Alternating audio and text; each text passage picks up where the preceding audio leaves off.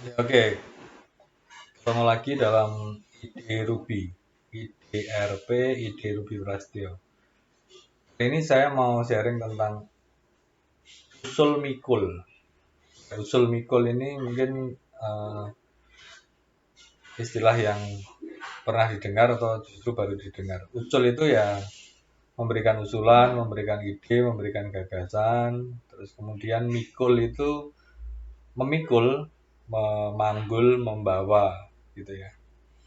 Nah, kenapa kali ini membahas tentang usul mikul dan bagaimana kalau kita menghadapi itu?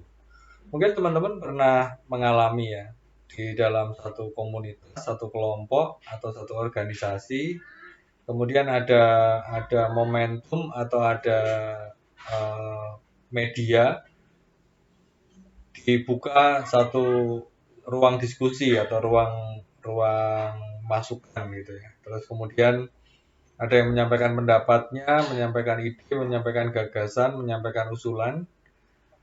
Terus kemudian dia yang akhirnya menjadi pelaksana dari usulan itu, menjadi PIC-nya, menjadi uh, apa namanya penanggung jawab dari usulan yang disampaikan. Mungkin teman-teman pernah mengalami itu ya. Silakan silakan sharing di komentar, mungkin kita bisa diskusikan lagi selanjutnya. Nah, begini, jadi menurut saya memang memang ini bisa bagus dan bisa nggak bagus.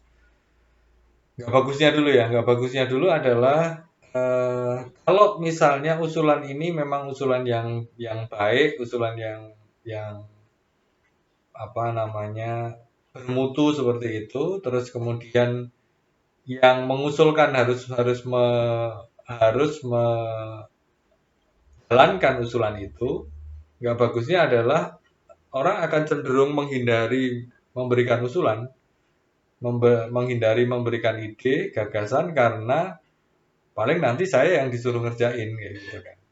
Itu nggak bagusnya. Tapi bagusnya sebenarnya adalah orang yang mempunyai ide, gagasan, usulan, masukan, justru dialah yang paling mengerti bagaimana ide itu dijalankan.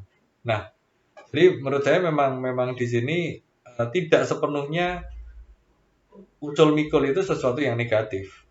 Karena bagi saya kalau misalnya kita punya usul, punya ide, terus kemudian dalam forum itu disepakati, itu di apa namanya diputuskan untuk itu dikerjakan. Nah, yang paling tepat mengerjakan ya biasanya adalah orang yang memberikan usulan karena dia yang tahu bagaimana sebenarnya usulan itu harus dilaksanakan, implementasinya seperti apa.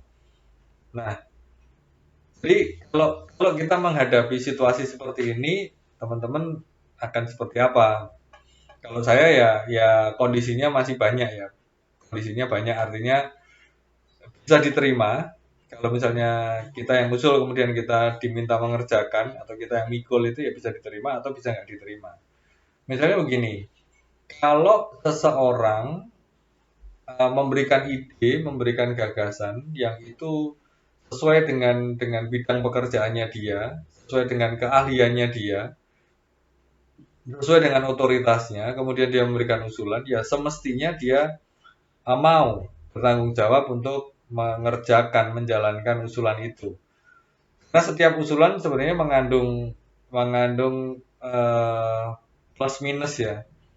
Ada positifnya, tapi bisa juga ada negatifnya. Ada hambatan-hambatan saat usulan itu dilaksanakan. Nah, kalau orang yang memberikan usulan, kemungkinan besar dia memperhatikan itu, apa namanya, bisa mengantisipasi. Sedangkan kalau orang lain mungkin tidak menduga kalau usulan itu ternyata mengandung unsur resiko kayak gitu.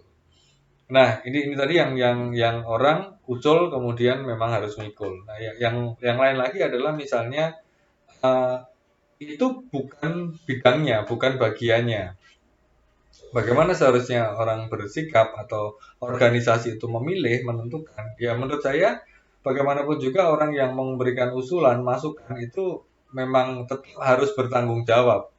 Sehingga bagaimanapun juga dia eh, tidak harus dia yang melakukan kalau memang itu bukan bagiannya ya. Misalnya dia orang bagian keuangan, kemudian komentar tentang marketing seperti itu atau sebaliknya, ya menurut saya tidak harus orang ini harus mengerjakan usulan itu. Bisa saja usulan itu memang harus dikerjakan oleh orang yang kompeten, orang yang punya otoritas, orang yang ada di bagian itu, bagian yang uh, usulan itu disampaikan, dikemukakan. Nah, cara saya itu sih pendapat saya tentang ini. Kalau teman-teman pernah punya pengalaman baik yang memberikan usulan terus kemudian harus mikul itu tadi, silakan silakan sampaikan di komentar. Atau juga mungkin yang memberikan usulan tapi yang mengerjakan orang lain. Bisa itu terus atau kemudian nggak usul tapi suruh ngerjain. Nah, ini ada tiga jenis kan. Kita pernah ada di mana nih? Usul kemudian yang ngerjain orang lain. Usul kemudian kita sendiri yang ngerjain atau nggak usul tapi ngerjain. Ya saya rasa untuk kemajuan kelompok kita, organisasi kita, komunitas kita, kita mungkin akan ada di salah satu itu dan uh, gimana pengalaman teman-teman silahkan disampaikan. Terima kasih, sampai ketemu lagi di Ide Ruby, IDRP, Ide Ruby Prasetyo.